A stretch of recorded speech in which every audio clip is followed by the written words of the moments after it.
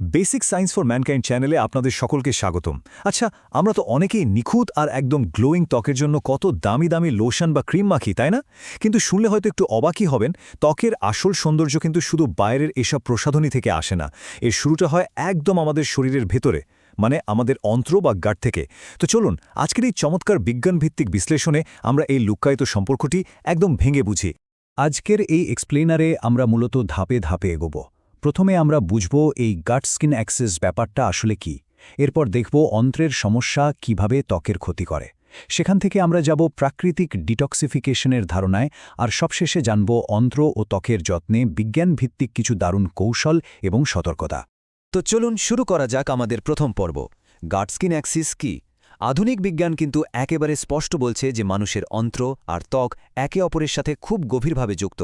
সোজা কথায়, অন্ত্রের স্বাস্থ্য ভালো থাকলে ত্বকও থাকে একদম পরিষ্কার আর উজ্জ্বল, আর ভেতরের ওই ব্যালেন্সটা কোনোভাবে নষ্ট হলেই বাইরে ত্বকে দেখা দেয় ব্রণ, র্যাশ কিংবা শুষ্কতা।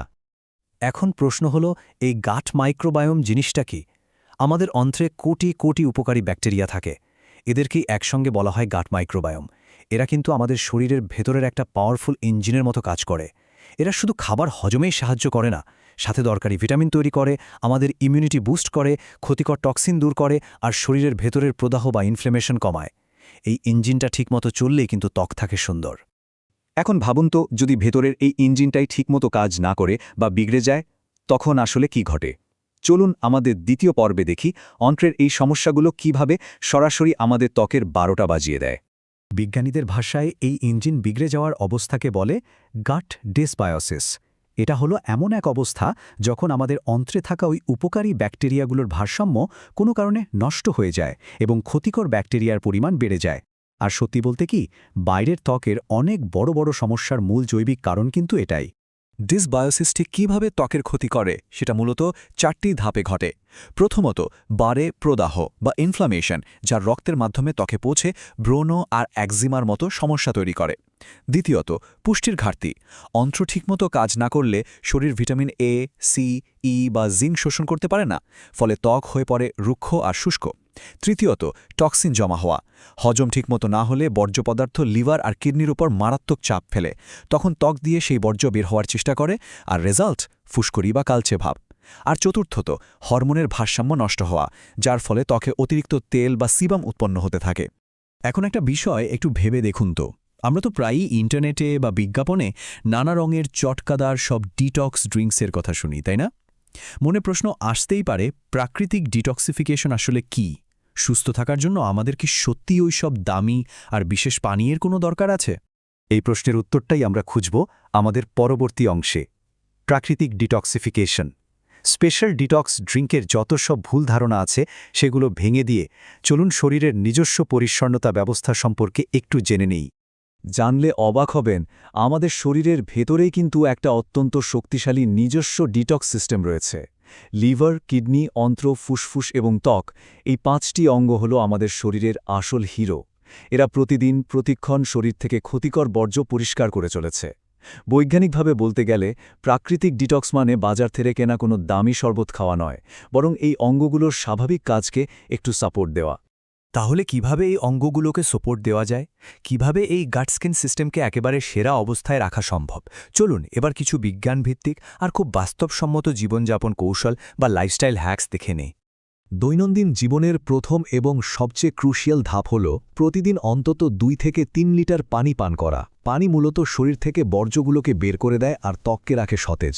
আর দ্বিতীয় ধাপটা হলো প্রচুর ফাইবার বা আঁশযুক্ত খাবার খাওয়া, যেমন ধরুন শাকসবজি, ফলমূল, ওটস বা লাল চাল। ফাইবার অন্ত্রকে একেবারে পরিষ্কার রাখে এবং হজম প্রক্রিয়াকে করে তোলে একদম মসৃণ।